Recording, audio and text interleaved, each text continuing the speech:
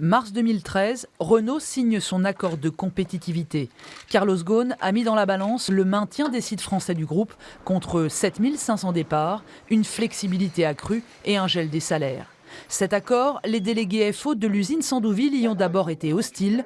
3 ans après, leur position a évolué. Il faut se rappeler que le site de Sandouville était quand même sur l'accord de RAID en 2013.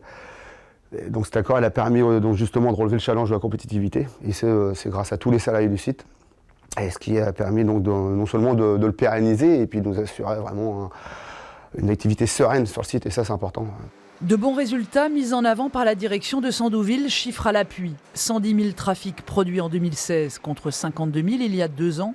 305 CDI sur les 2000 signés en France. Un bilan loin d'être partagé par la CGT qui n'a jamais voulu signer cet accord de compétitivité. Le bilan est plus que négatif.